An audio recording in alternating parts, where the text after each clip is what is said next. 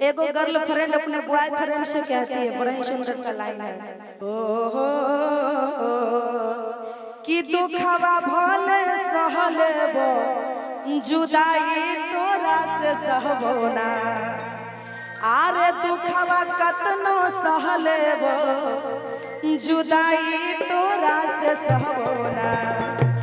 भैया झुमटा ये इसमें कि खैले बिना रहलेबो बतियाइले बिना रहबो ना, आरे खैले बिना रहलेबो बतियाइले बिना रहबो ना। कि दुखवा भले सहलेबो जुदाई तोरा से सहबो ना,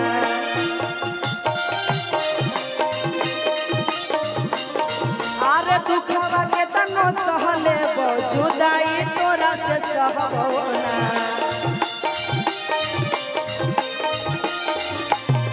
आरे खैले बिना रहलेबो बतियाइले बिना रहबो ना, खैले बिना रहलेबो बतियाइले बिना रहबो ना।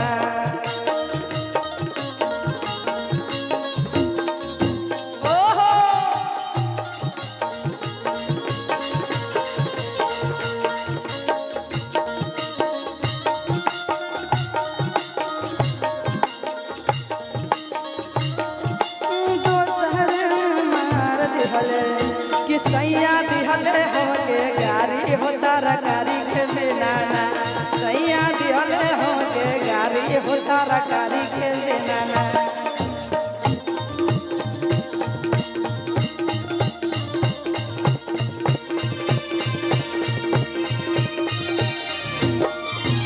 और की अरे तोरे में बसो सोनमा हमारो परनमा,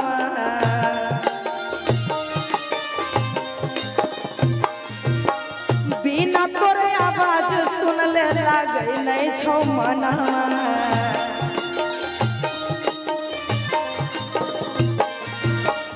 तोरे में बसौ जानो हमारो परना,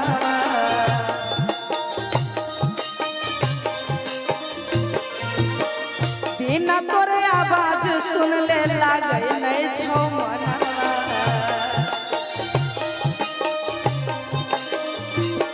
अरे केतनो गोसै भी लेकिन तोरा कुछो कहबो ना, केतनो गोसै भी छोरा तोरा कुछो कहबो ना। खैले बिना रहलेबो बतियाइले बिना रहबो ना, खैले बिना रहलेबो बतियाइले बिना रहबो ना।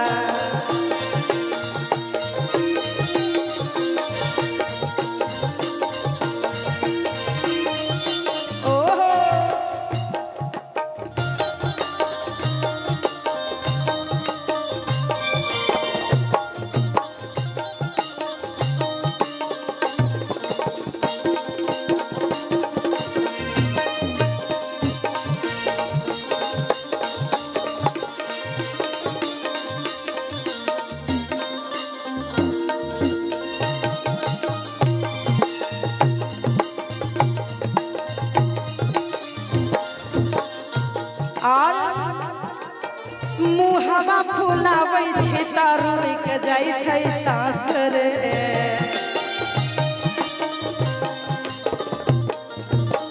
हमरा खातिर तोहे जानू बनल छै खास रे।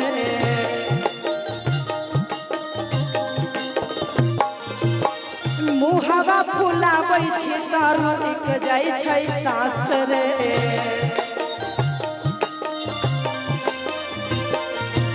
और की आरे तोरा बिना प्रकाश बाबू दोसर कोई के चाहबो ना, आरे तोरा बिना कुंदन बाबू दोसरा के चाहबो ना। अरे खैले बिना रहलेबो बतियाइले बिना रहबो ना, खैले बिना रहलेबो बतियाइले बिना रहबो ना। दुखवा के तनो सहलेबो जुदाई तोरा से सहबो ना।